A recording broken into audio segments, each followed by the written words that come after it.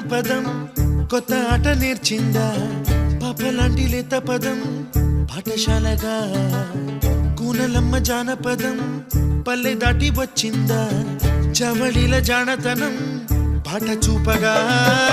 కుంచెలో దాగే చిత్రాలు ఎదురొచ్చేలా